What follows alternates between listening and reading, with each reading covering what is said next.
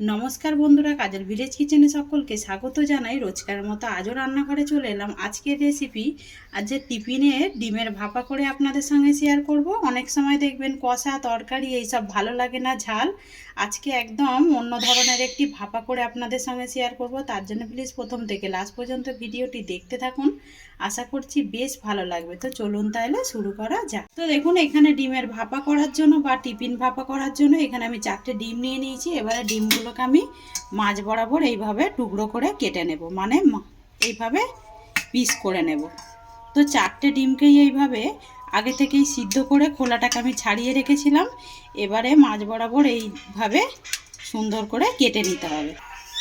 ডিমগুলোকে কেটে নিয়েছি। অপর দিকে দেখুন, এখানে একটা কড়া গরম হতে বসিয়ে দিয়েছি। কড়ার মধ্যে দিয়ে দেব অল্প করে একটু সর্ষের তেল।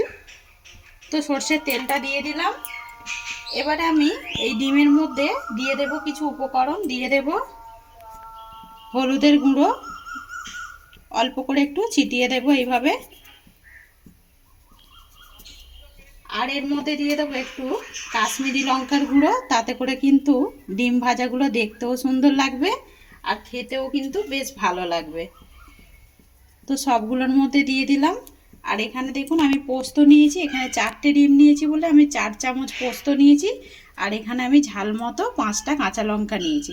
আপনারা আপনাদের পছন্দ মতো কাঁচা লঙ্কা বা ঝালটা আপনারা বুঝে দেবেন। আর এই ভাপাতে কিন্তু কাঁচা লঙ্কা দিলেই ভালো লাগবে। আমি এইটা খুব ভালো করে বেটে নেব। অপর দিকে দেখুন তেলটা কিন্তু গরম হয়ে গেছে। তেলের মধ্যে দিয়ে দেব অল্প করে একটু লবণ, তাতে করে কিন্তু ডিম ভাজাটা লেগেও যাবে না, খুব সুন্দরভাবে ভাজাও হবে। এবারে ডিমগুলোর মধ্যে লবণ মানে হলুদ গুঁড়া, লঙ্কার কাশ্মীরি লঙ্কার গুঁড়োটাকে খুব ভালো করে মিশিয়ে নিতে হবে, মাখিয়ে দিতে হবে এইভাবে। তেলটা বেশ ভালোভাবে গরম হয়ে গেছে। একটু কড়া চারিদিকে এইভাবে একটু লাগিয়ে দিলাম বা ছিটিয়ে দিলাম। এবারে এই ডিমগুলোকে আমি ভালো করে বিচিতে একটু লাল লাল করে ভেজে নেব। সব ডিমগুলোই দিয়ে দেব।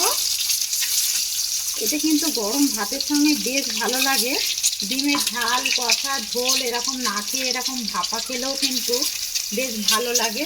মুখের স্বাদও কিন্তু পাল্টায়। যখনই এক পিঠটা হবে অপর পিঠটা এইভাবে উল্টে দেব।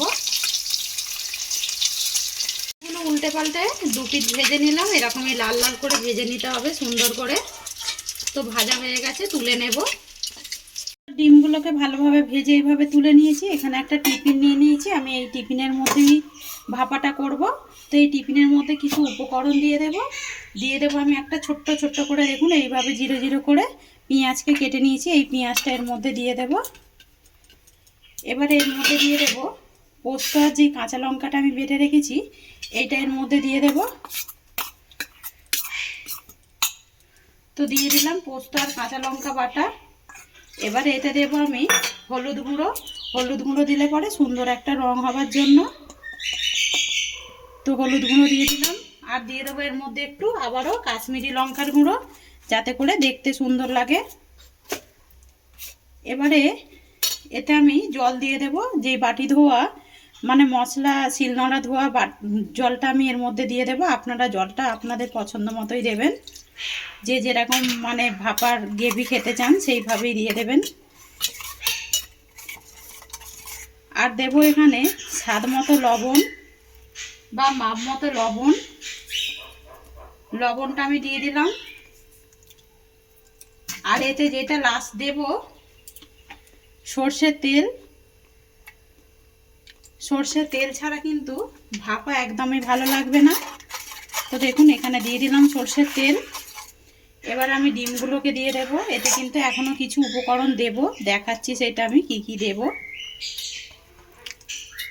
এটা দুপুরের ভাতের সঙ্গে কিন্তু বেশ ভালো লাগবে। একবার এইভাবে ট্রাই করতে পারো, খেতে কিন্তু বেশ সুন্দর লাগে। এটা দেখতেও যেরকম সুন্দর লাগে, খেতে কিন্তু আরও বেশি ভালো লাগে। পোস্তটা আপনারা চাইলে কিন্তু কম বেশি দিতে পারেন। আমি এর মধ্যে আরও একটু জল দিয়ে দেব। এবারে দেবো এর মধ্যে কাঁচা পাকা লঙ্কা চিড়ে রাখা, এতে করে ভাপার একটা সুন্দর গন্ধ হবে। আর এতে দেবো একটু চিনি, অল্প করে একটু চিনি দেব, তাতে করে কিন্তু স্বাদটা ব্যালেন্স হবে আর যেহেতু খেতেও ভালো লাগবে। তো চিনি দিয়ে দিলাম বেশ কয়েকটা বড় বড় দানা, তাই জন্য কয়েকটা ছড়িয়ে দিলাম। দিয়ে এবারে টিফিনটাকে ঢাকা দিয়ে দেবো, আর কিছু দেবার দরকার নেই। তো এখনই দেখুন দেখতে কতটা সুন্দর লাগছে। তো এটাকে ঢাকা দিয়ে দিতে হবে। অপর দিকে দেখুন জল আমি গরম হতে বসিয়ে দিয়েছি, জলটা কিন্তু বেশ ফুটে উঠেছে। এবারে এর মধ্যে দিয়ে দেবো একটা স্ট্যান্ড, আর জলটা এমনই দেবেন যাতে করে না টিফিনের মুখ পর্যন্ত মানে উঠে যায়, মাথায় রাখবেন। এবার আমি এই টিফিনটাকে এর মধ্যে বসিয়ে দেব, দিয়ে আমি গ্যাসটাকে আস্তে করে দেব, খুব জোরে দেওয়ার দরকার নেই। এবারে ঢাকা দিয়ে এটাকে আমি 10 মিনিট মতো ভাপিয়ে নেব। মিনিট পর ফিরে এলাম।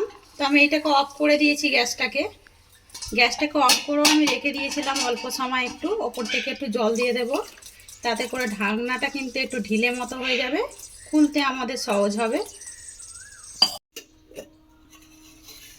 তো দেখুন ঢাকনাটা খুলেছি, দেখতে কতটা সুন্দর লাগছে দেখুন, আর খেতে কিন্তু বেশ ভালো লাগে। একটুখানি এইভাবে একটু নাড়াচাড়া করে দেব। আর এই ডিমের ভাপাটা কিন্তু পাটি ভাপাটা গরম গরম ভাতের সঙ্গে খেতে বেশ ভালো লাগবে।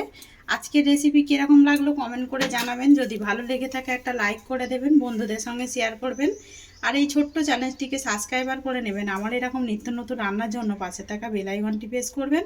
সবাই ভালো থাকবেন, সুস্থ থাকবেন, ধন্যবাদ। আবারও নতুন রেসিপি নিয়ে ফিরে আসবো।